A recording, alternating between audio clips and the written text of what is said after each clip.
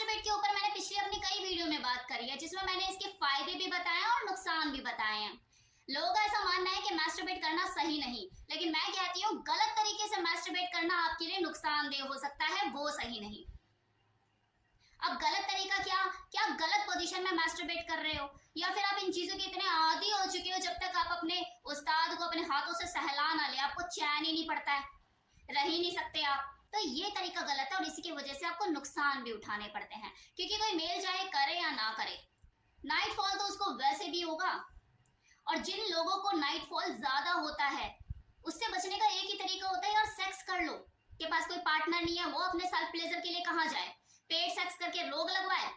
संभावनाएं तो बनी रहती है ना, भले लगे या ना लगे, एक डर तो रहता ही है। इससे बेटर तो यही हो मास्टरबेट कर ले। So correct masturbation in a limited quantity is always healthy. सही तरीके से किया गया masturbation आपको कोई नुकसान नहीं देता। ये नुकसान आपको तभी देना शुरू करता है जब आप इसकी अति कर देते हो। अब ये जो masturbation है और जो प्रीमेच्योर एजुकेशन है, जिसे आप शीघ्र पतन कहते हैं हिंदी में, दोनों में गहरा ताल्लुक है।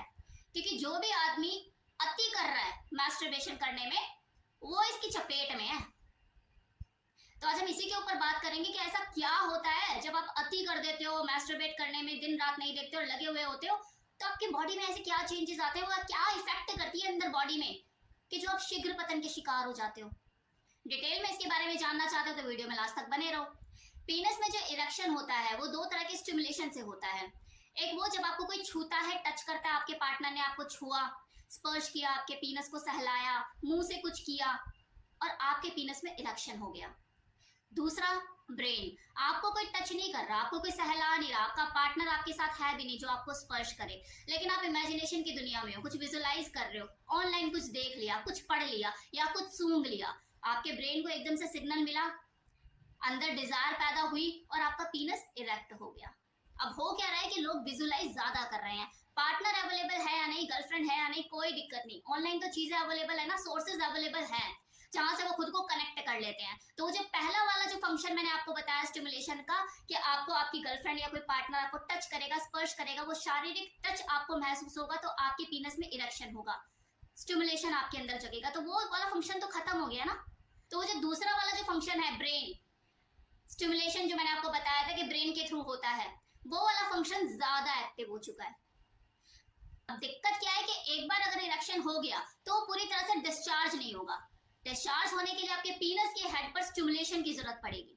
वहां पर जब तक सेंसेशन फील नहीं होगी, आपको उत्तेजना महसूस नहीं होगी, वो उत्तेजना चरम सीमा पर नहीं होगी, तब तक आपका डिस्चार्ज नहीं होगा। जब आपके पीनस को स्टिमुलेशन मिलता है वजाइना का, योनि का, जो कि कुदरती वेट है, गीली है, गर्म है और मूवमेंट भी उसमें भरपूर होती है, तो वहां से आपके ब्रेन को सिग्नल मिलता है कि आपको मजा आ रहा है, आपके अंदर उत्तेजना पैदा हो रही है और आप सेटिस्फाइड होकर डिस्चार्ज होते हैं, जो कि एक नॉर्मल है। नॉर्मल तरीके से दो लोगों के बीच में एंजॉयमेंट लेते हुए किया जाने वाला सेक्स। वो लोग जो कि वजाइनल पेनिट्रेशन नहीं करते हैं, लेकिन मास्टरबेशन के पीछे हाथ धो के लगे हुए, ना दिन देखते ना रात देखते, बस अति कर रखी है।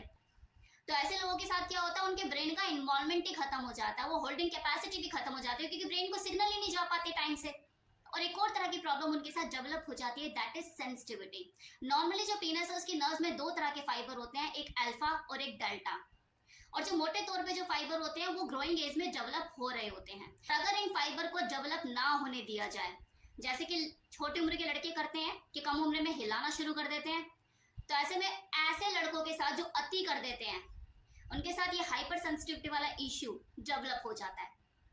मतलब पीनस को टच किया और वो डिस्चार्ज हो गया, क्योंकि कुदरती जो वजाइना की गर्माहट है, जो उसकी सेंसिटिविटी है, वो तो उसके लिए डेवलप ही नहीं हो पाई ना। उसको तो वही ड्राई हैंड, कोल्ड हैंड की, रफ हैंड की आदत पड़ी हुई है। वजाइना के अंदर घुसकर वो मूव करने की उसको हैबिट डेवलप हुई नहीं है। अब एक और चीज समझिए, हाथ से पकड़कर जब आप हिलाना शुरू करते हो और उसमें जो प्रेशर लगता है वो वजाइना में मिलने वाले प्रेशर से कहीं अधिक होता है, जिसकी वजह से वजाइना का जो लचीलापन है, जो सेंसिटिविटी है, जो गर्माहट है, उससे वो डिस्चार्ज ही नहीं हो पाता है। उसे तो वही हार्ड प्रेशर की आदत है जो उसे मुट्ठी से मिलती है। तो एक गलत तरीके से किया जाने वाला मास्टरबेशन, कि कर रहे हो तो अति कर दी है, या पोजिशन आपकी ठीक नहीं है, बिस्तर पे औंधे मुंह लेके और पिल्लों के साथ रगड़ रहे हो, तो ये सारी चीजें गलत हैं और ये आपको नुकसान के अलावा और कुछ नहीं देती। और इन्हीं गलत तरीकों की वजह से आप प्रीमेच्योर इजैकुलेशन का भी शिकार होते हो, इरेक्टाइल डिस्फंक्शन का भी शिकार होते हो और हाइपर सेंसिटिविटी, कि टच किया और डिस्चार्ज हो गया। इस तरह की दिक्कतों का आपको सामना करना पड़ता है। अब सोल्यूशन क्या है? सोल्यूशन के लिए आपको बिल्कुल इसके रिवर्स जाना होगा। आपको अपनी होल्डिंग कैपेसिटी डेवलप करनी होगी, आपके ब्रेन फंक्शन को आपको इंप्रूव करना होगा, और साथ ही साथ वजाइना की आदत डालनी होगी। और ये उन्हीं लोगों के लिए जिनकी कंडीशन बद से बदतर हो चुकी है, हालात बहुत ज्यादा बिगड़ चुके हैं, बात बात से बाहर हो चुकी है। आपको कीगल एक्सरसाइज भी करनी होगी, आपको अपने ब्रेन फंक्शन को मजबूत करना होगा, अच्छी हैबिट्स, अच्छी आदतें डेवलप करनी होंगी। और इन सब चीजों का बेहतर ढंग से कैसे कर पाए, इसके लिए आपको चाहिए आप एक बेहतर सेक्सोलॉजिस्ट से अपॉइंटमेंट फिक्स कीजिए, कंसल्टेंसी लीजिए। वो आपको और अच्छे ढंग से बेहतर तरीके से गाइड कर पाएगा फिजिकल एग्जामिन करके। तो देर मत कीजिए। तो ये था फुल इन्फॉर्मेशन। कैसा लगा बताइएगा जरूर कमेंट सेक्शन में, और इससे रिलेटेड और भी वीडियोस है मेरे चैनल पे,